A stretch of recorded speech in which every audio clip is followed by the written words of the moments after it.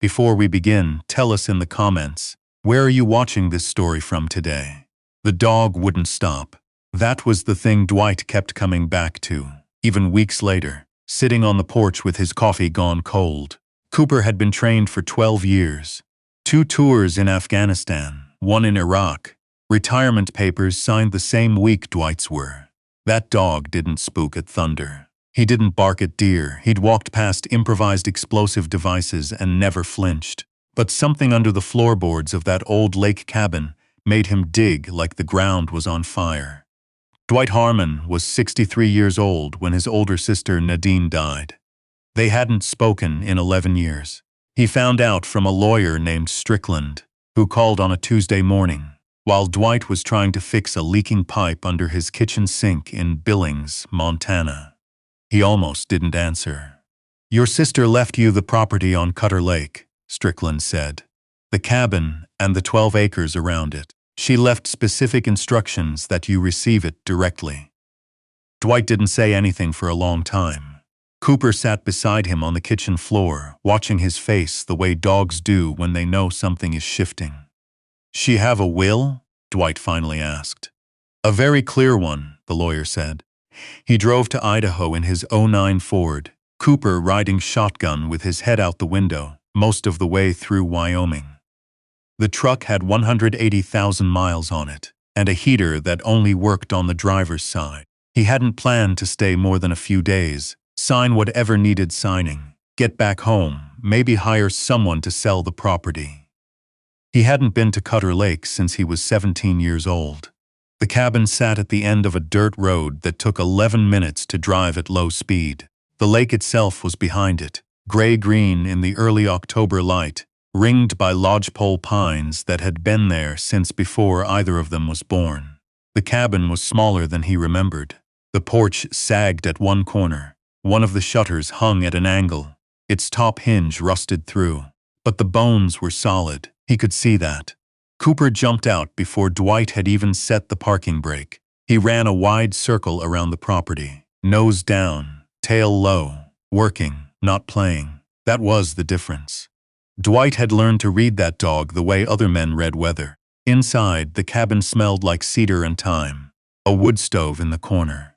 A kitchen with a window that looked toward the lake. Nadine's things were still everywhere. Books stacked beside the armchair. A coffee mug on the counter, a calendar on the wall still turned to March. Strickland had told him she'd passed in her sleep.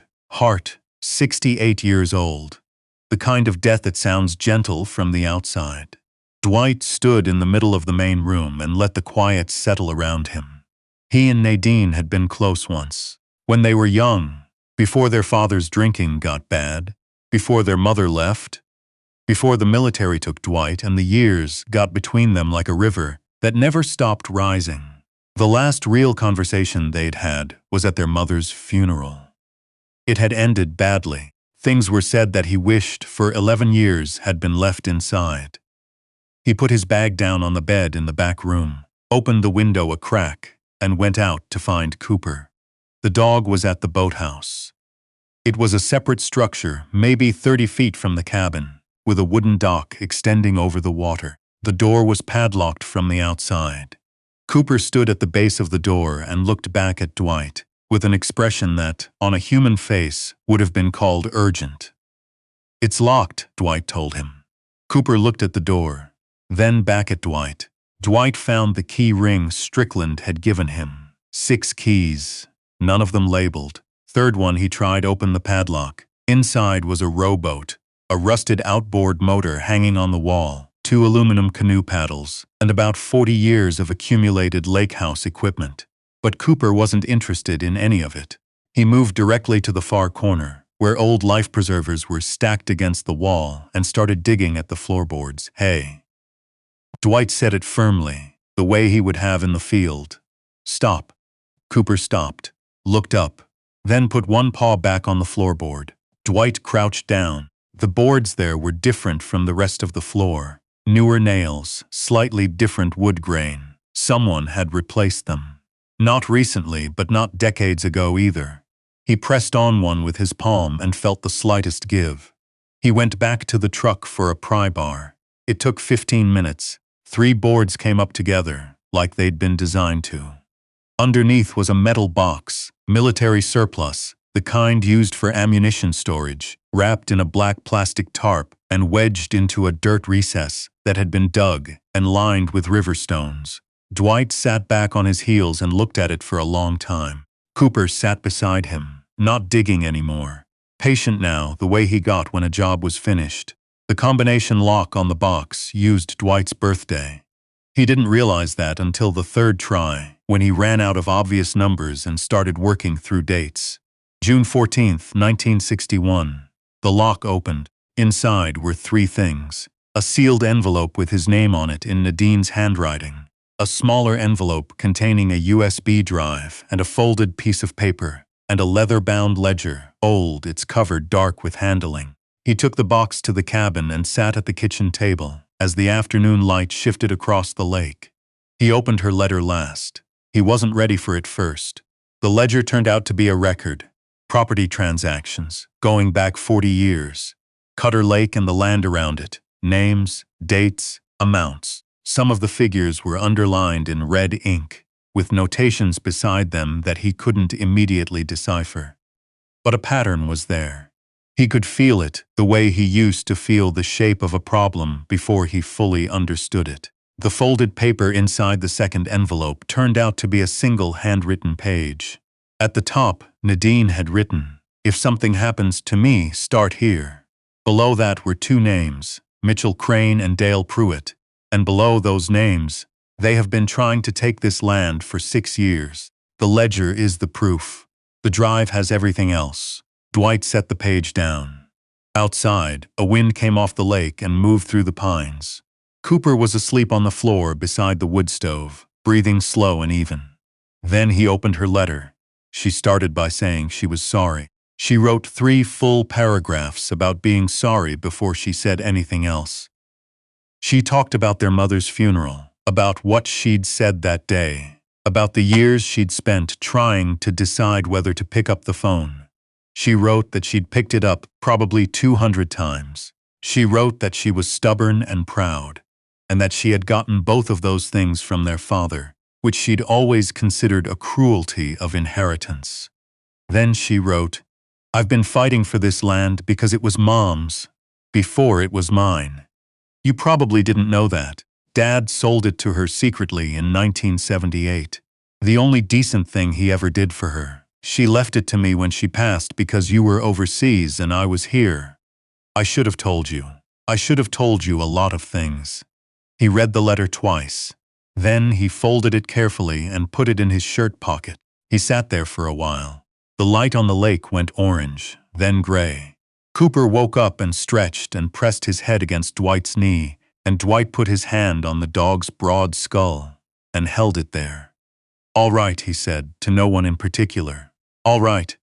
He wasn't going back to Billings. He understood that by morning, though he couldn't have explained exactly when the decision solidified.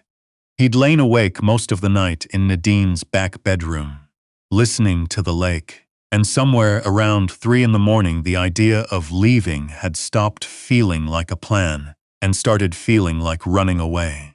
He'd done enough of that. The property itself needed work, real work, not weekend project work. The port required new joists. The boathouse roof had soft spots. The dock needed 3 new boards at the far end, and the electrical system in the cabin hadn't been updated since probably 1995. He was a man who knew how to use his hands, who'd spent 30 years in situations where improvisation wasn't optional. He figured he could handle the structure. The other thing, the ledger, the drive, the 2 names, that required a different approach. He drove into the nearest town, a place called Dunmore, about 14 miles north on the state highway. It had a gas station, a feed store, a diner, a post office, and a county sheriff's substation that looked like it had been built in 1972 and never substantially updated. The deputy at the desk was maybe 30 years old. He had the careful eyes of someone who'd learned to listen before speaking, which Dwight took as a good sign. His name was Aldrich, Deputy Owen Aldrich. Dwight put the ledger on the desk and explained it in about 4 minutes. leaving out the emotions and sticking to the sequence of events. Aldrich listened without interrupting. When Dwight finished, the deputy opened the ledger to the first underlined entry and studied it for a moment. "Mitchell Crane," he said, not quite as a question. "You know him?" Aldrich looked up. Something moved across his face. Not surprise, exactly. More like confirmation. "He's got a real estate development operation out of Coeur d'Alene. He's been buying up lake property in this county for about 6 years. He paused. "There have been questions." "Nadine had questions," Dwight said. "She put them in that ledger. She never filed anything with us. She was trying to gather it all first." Dwight thought of the letter, the 200 times she'd almost made a phone call. His sister had never been someone who acted before she was sure. She gathered it. Then she died before she could do anything with it. Aldrich looked at the ledger for another long moment. "Leave me a number," he said. "And Mr. Harmon, don't discuss this with anyone in town until I call you." The trouble started 12 days after that. Dwight had been working on the porch, replacing the bad joists one at a time, and he'd fallen into a rhythm that felt, for the first time in years, like something close to peace. He woke early, worked until noon, ate, worked again until the light went. Cooper patrolled the property in widening circles, the way he always had, and in the evenings they sat on the dock and watched the water.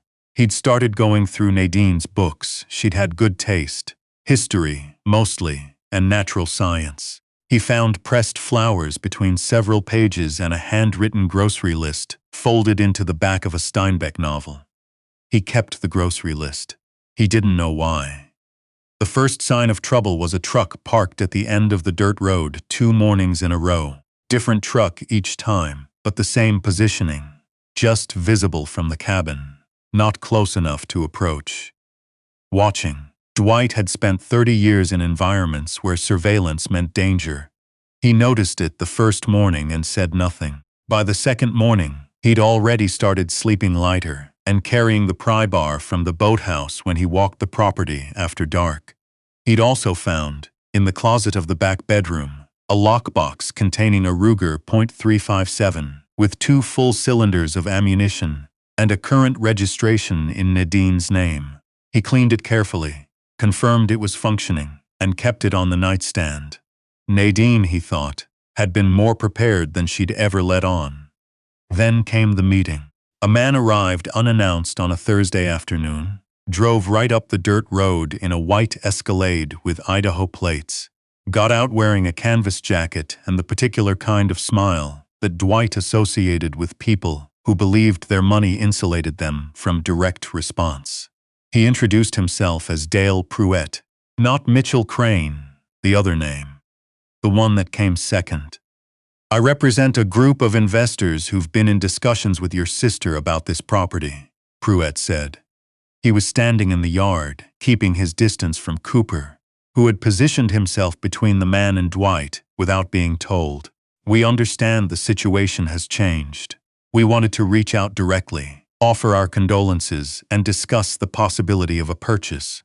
"What kind of number?" Dwight said, because he wanted to understand the scope of what he was dealing with. Pruett named a figure. It was below market value, significantly. "My sister said no to whatever you offered her," Dwight said. "Your sister was, respectfully, not in the best position to evaluate the long term.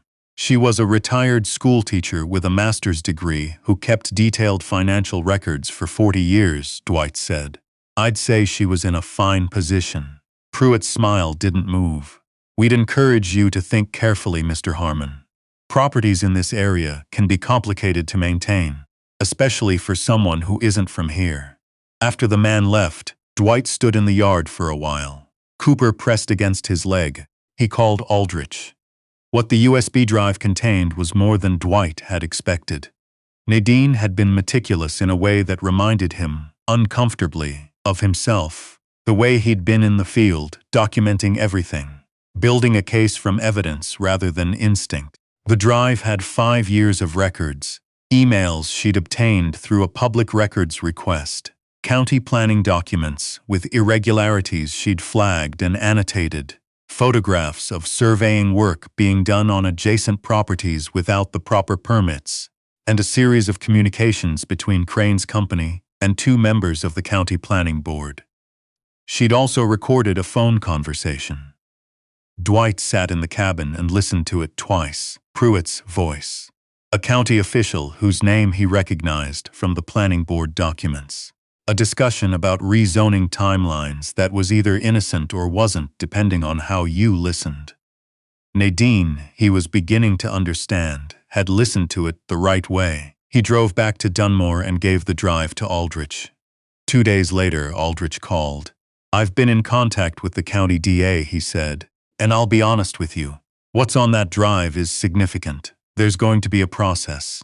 It'll take time. How much time? Weeks? Months, possibly.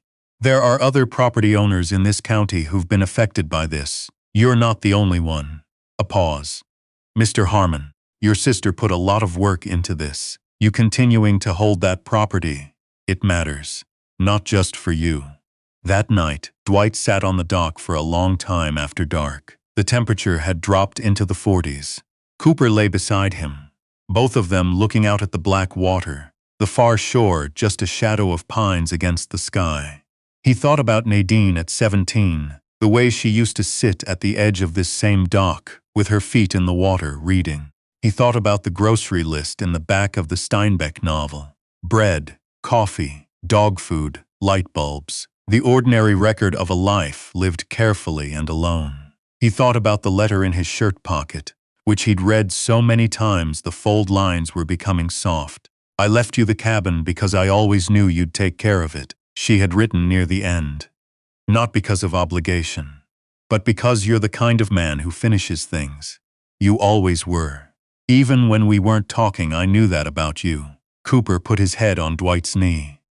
"Yeah," Dwight said quietly, "I know." The next 4 weeks were not simple. Someone cut the water line that fed the cabin from the well. A clean cut, not a break, done at night. Dwight repaired it himself and installed a motion-activated camera covering the utility connection. 2 nights later, the camera caught a man he didn't recognize walking the tree line at the north end of the property at 2 in the morning.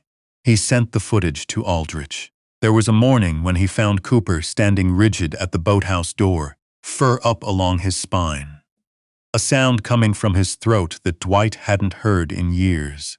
The low, controlled warning he'd been trained to give when something was genuinely wrong. Dwight cleared the boathouse the way he'd been trained to clear rooms, and found the door on the water side had been forced open.